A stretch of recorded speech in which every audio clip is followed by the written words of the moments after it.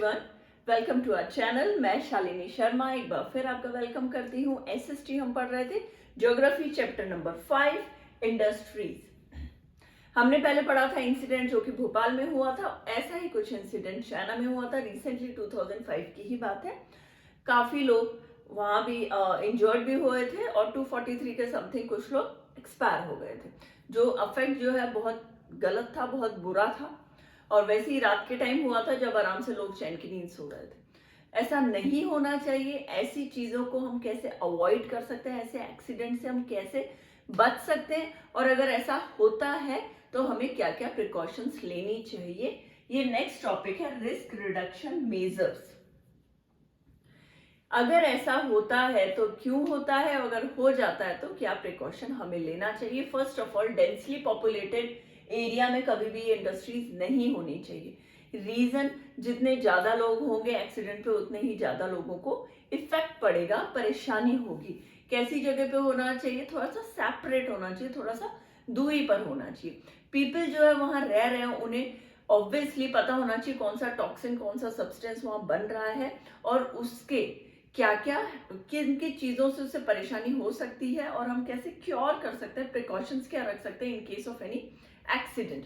And then the fire warning alarm. Fire warning alarm का बहुत ज्यादा जरूरी है। वहां पे स्टेशन होना चाहिए जो तुरंत कुछ प्रॉब्लम होती है तो आप तुरंत वो वहां से वहां पहुंच सके उन लोगों के पास जहां पे प्रॉब्लम हो रही है, एक्सीडेंट हो रहा है। ठीक है। देन द स्टोरेज कैपेसिटी, जो टॉक्सिक का जो स्टोरेज सब्सटेंस है उसका जो स्टोरेज कैपेसिटी वो कम रखिए। कम क्यों रखो, कम रखने से क्या होगा, ऐसा कोई एक्सीडेंट होगा तो ज्यादा सीवियर नहीं होगा, ज्यादा यूज नहीं होगा।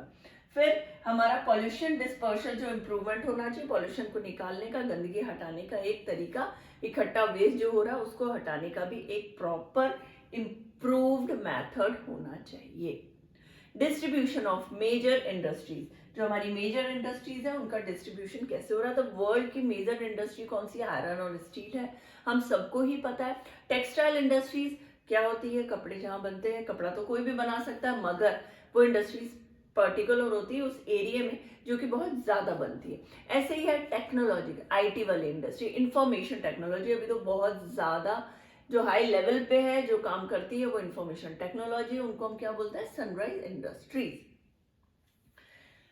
तो आयरन स्टील इंडस्ट्रीज कहाँ कहाँ सबसे ज्यादा मेजर है, Germany, USA, China, Japan and Russia. Textile industries India, Hong Kong, south Korea, Japan and Taiwan. Information technology California, Bangalore, California and Bangalore, हम क्या बोलते हैं, silicon valley of central California, silicon valley of India, Bangalore. इसके बाद है हमारा topic iron and steel industries. जैसा कि अभी हमने पढ़ा, आयरन और स्टील इंडस्ट्रीज क्या होती है, बहुत ज्यादा मेजरली डेवलप्ड है, बहुत तरीके से। क्यों, क्योंकि हमारा आपका कोई भी चीज, छोटी सी चीज देख लीजिए, निडल भी हो, एक छोटा सा एक फ्रेम बना हो या खिड़की हो या दरवाजे हो या फिर अलमीरा हो, चेयर हो, काफी चीजों में आयरन की हमें जरूरत पड़ती है। आयरन का सामान बनता है स्टील। वो क्या है, आयरन एक आउटपुट रॉ मटेरियल है, प्रोसेस होता है, उस प्रोसेस के बाद क्या बनता है, स्टील बनता है। और उस स्टील को क्या बोलेंगे हम, प्रोसेस्ड आयरन। और वो बहुत ज्यादा यूजफुल है हर तरीके से। जैसे अल्मीनियम का कोई सामान बना, जैसे रेलिंग्स बनती है उनसे, और भी बहुत सारी चीजें। आजकल तो घर में इतने डिजाइन, आप वो जो बंद कर, जिससे आप बंद करते हैं दरवाजा वगैरह, हैंडल्स हो गए या फिर खिड़कियों की चिटकनी लगाते हैं, वो सब किससे बनेगी, उन्हीं से ही बनेगी। ठीक है। तो आयरन और कोल क्या क्या मिलेगा उसमें, एक आयरन है उसमें क्या मिलेगा, आयरन में ओर, आयरन ओर में कोल भी मिलता है, लाइमस्टोन मिलता है, उसके बाद स्टील का प्रोडक्शन होता है। ये जो पूरा प्रोसेस है हम उसको बोलते हैं कन्वर्टिंग आयरन इनटू स्टील। बहुत सारे मेथड से गुजरना पड़ता है आयरन को। 8 टन्स ऑफ कोल, कितने tons of coal, 8 tons of coal. किस क्या बनाने का प्रोसेस बता रही हूं मैं, स्टील बनाने का। 4 tons of ore, iron ore, 4 tons of iron ore. इसके साथ क्या मिलेगा, लाइम मिलेगा, 1 टन ऑफ लाइमस्टोन। इसके बाद क्या बनेगा, 1 टन ऑफ स्टील। इन सबको बनाएंगे तब हमारा बनेगा स्टील। और इस सब चीजों में एक पूरा प्रोसेस फॉलो किया जाता है, उसके अकॉर्डिंग ये बनता है। लास्ट में क्या हमारा आउटपुट क्या था, आयरन, जो कि कच्चा है, रॉ मटेरियल है। फिर हमारा आउटपुट क्या निकला, स्टील निकला। बैकबोन है मॉडर्न इंडस्ट्री का, स्टील जो है बैकबोन है, ये इंपॉर्टेंट है। आपके वन लाइनर में आ सकता है बैकबोन कौन सी इंडस्ट्री है, तो वो सारी इंडस्ट्रीज का तो स्टील। इसका रीजन क्या है, उसका रीजन है कि एक तो ये फीडर कंपनी इंडस्ट्री है। अगर एक किसी को ट्रेन बनानी हो, मैंने पहले भी बताया था, ट्रेन बनानी हो या किसी को एरोप्लेन बनाना हो या हेलीकॉप्टर बनाना हो, सबसे पहले इसी इंडस्ट्री के पास आएगा। वो बोलेगा हमें ये प्रोडक्ट चाहिए, हमें ये वाला सामान चाहिए, हमें ये ऐसा बना हुआ होना चाहिए। वो पर एक्सप्लेनेशन देगा उसको, फिर वो डेवलप करेगा किस चीज में, एरोप्लेन में, वो डेवलप करेगा हेलीकॉप्टर में या ट्रेन में या बस में, जिसमें भी उसको करना है। तो इस प्रोसेस में कितने सारे लोगों को काम मिल रहा है, वेजेस मिल रहा है ना। क्या वो बनाएगा उसको भी, जो बीच में मीडिएटर है, जो सप्लाई कर रहा है उसको भी, और जिसने खरीदा है उसको भी, क्योंकि वो भी गवर्नमेंट को पास आउट करेगा या वो किसी प्राइवेट कंपनी को पास आउट कर। कितने लोगों का है, फीडर है। फीडर मतलब वो कितने लोगों की रोजी रोटी चला रहा है, कितने लोगों को काम दे रहा है। ठीक है, हम इसे क्या, किसको कहेंगे, हम बैकबोन ऑफ मॉडर्न इंडस्ट्री हम कहेंगे स्टील को। सेम चीज और बताती हूँ, सबसे ज्यादा फेमस कहाँ है इंडिया में, अगर आप ओवरऑल देखो तो सबसे ज्यादा स्टील प्लांट्स कहाँ पे है, जमशेदपुर में। 1947 ये चल नहीं रहा था, 1947 के पहले इतनी ज्यादा स्टील के प्लांट्स नहीं हुआ करते थे जमशेदपुर में। मगर फिर टिस्को को सेटअप किया गया, 1907 में। जब टिस्को सेटअप हुआ जमशेदपुर में, उसका नाम क्या दिया गया, साची।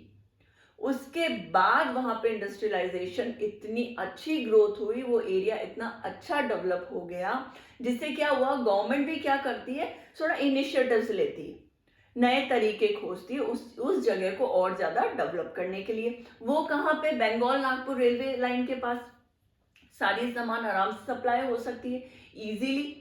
तो इस ये भी बहुत बड़ा रीजन होता है, किसी भी ऐसे मतलब सी शोर के पास, रेलवे ट्रैक के पास, ऐसी जगहों पे जब आप ऐसी कोई इंडस्ट्री डेवलप होती है तो वो सप्लाई करने में, एक्सपोर्ट इंपोर्ट करने में उन चीजों को बहुत ज्यादा आसानी हो जाती है। वैसे ही है पिट्सबर्ग, ये कहाँ पे, यूएसए। अपना जैसे जमशेदपुर हो गया साची, वैसे पिट्सबर्ग में यूएसए में बहुत ज्यादा ये मेजरली डेवलप्ड है steel and iron and steel industry. ठीक है, और ये ग्रेट लेक जो है वहां के आसपास का एरिया जो है वो सप्लाई करने में उनके लिए बहुत ज्यादा सुटेबल रहता है, ग्रेट लेक्स ऑफ पिट्सबर्ग। ठीक है, नेक्स्ट हमारा आता है कॉटन और textile industry. Cotton textile industry में आराम से समझ में आ रहा है, कॉटन तो आप जो है बहुत ट्रेडिशनली हमारे सालों से चला आ रहा है इंडिया, तो इसके लिए बहुत ज्यादा ओल्डेस्ट आप इंडस्ट्री बता सकते हो इंडिया के अंदर। 18th सेंचुरी के टाइम जो था, वो जो एक रेवोल्यूशन आया था कॉटन इंडस्ट्रीज में, उसमें क्या होता है, इंडिया जो है वो बहुत ग्लोरियसली वो बहुत ज्यादा सेट हुई थी। इंडस्ट्रियलाइजेशन किस चीज की, कॉटन और कॉटन टेक्सटाइल इंडस्ट्री। ठीक है, वो जो प्रोडक्शन था वो बहुत अच्छे लेवल पे इंक्रीज हो रहा था। फर्स्ट क्या हुआ, सबसे पहले यहाँ पे कहाँ पे बनी, मुंबई। मुंबई को मैनचेस्टर ऑफ इंडिया कहा जाता है। राजस्थान का क्या है, कानपुर। कानपुर है मैनचेस्टर ऑफ इंडिया। मुंबई सबसे पहले 1854 में मुंबई में ही फेमस हुआ था, मुंबई में ही खोला गया था। फिर कहाँ आया, गुजरात। गुजरात में कहाँ पे, अहमदाबाद। फर्स्ट मील कहाँ आई, 1859। अहमदाबाद में, गुजरात में 1859 में फिर फर्स्ट मील वहां पर हुई थी। ओसाका, ओसाका कहाँ है, जापान में। ये मील 1859, वो भी उसका एक रेवोल्यूशन टाइम था। ओसाका जापान जो मैनचेस्टर है, वो जापान का मैनचेस्टर कौन सा है, ओसाका। कब हुआ, 1859 में। सबसे पहले मुंबई में कहां पे खोला गया, 1854। अहमदाबाद में कहां पे हुआ, कब हुआ, 1859। ठीक है, ओसाका में भी फिर मैनचेस्टर ऑफ जापान कहा जाता है, और वहां पे भी बहुत अच्छा डेवलपमेंट हुआ था। अब आते हैं हम आईटी वाले से। आईटी का मैंने बता दिया इंफॉर्मेशन टेक्नोलॉजी क्या होगा, स्टोरेज कैसे होगा, प्रोसेसिंग कैसे होगी, इवेंट्स कैसे होंगे, पूरा क्या एक तरीका होता है ना किसी भी चीज को चलाने का। तो आईटी तो डेफिनेटली काम आएगी ही आएगी। शुरू से लेके एंड तक आप कोई भी काम करते हो तो उसकी प्लानिंग जरूरी है। वो प्लानिंग में ही हेल्प करता है आईटी डिपार्टमेंट। सबसे फेमस क्या है, बेंगलोर, और बाहर अगर फॉरेन कंट्री में देखें तो कैलिफोर्निया, ठीक है। और दोनों का ही ये है कि ये एक तो बेंगलोर कहाँ है, डक्कन प्लेट्यू पे, डेक्कन प्लेट्यू पे, और उसका एटमॉस्फेयर बहुत ही अच्छा है। वहां पे क्या है, पॉपुलेशन बहुत बहुत ज्यादा पॉपुलेशन भी नहीं है, मॉडरेट है, और वैसे ही टेम्परेचर भी बहुत अच्छा रहता है। ज्यादा से ज्यादा लोग वहां पे एजुकेशन के लिए जाते हैं, जॉब के लिए जाते हैं। तो वो एरिया को किस गवर्नमेंट ने कैसे इनिशिएटिव लिया उसको उसी तरीके से डेवलप करने के लिए। और सेम सिचुएशन कहाँ पे, कैलिफोर्निया में। ना तो बहुत ज्यादा ठंड है कि 0 डिग्री कोई बंदा काम ही नहीं कर पाए, या बिल्कुल ही गर्मी 50 डिग्री 45 डिग्री पे काम नहीं कर पाए, दोनों ही चीजें नहीं। हैवी रेनफॉल का प्रॉब्लम नहीं, बहुत ज्यादा पॉपुलेशन नहीं है, बहुत कम पॉपुलेशन नहीं है। तो इस चीज के लिए बैंगलोर बहुत ही सुटेबल प्लेस है, इसलिए वो वहां पे IT department information technology develop हुई थी। यहीं पे हमारा ये वाला चैप्टर कंप्लीट होता है। नेक्स्ट चैप्टर में मिलेंगे ज्योग्राफी के चैप्टर नंबर 6।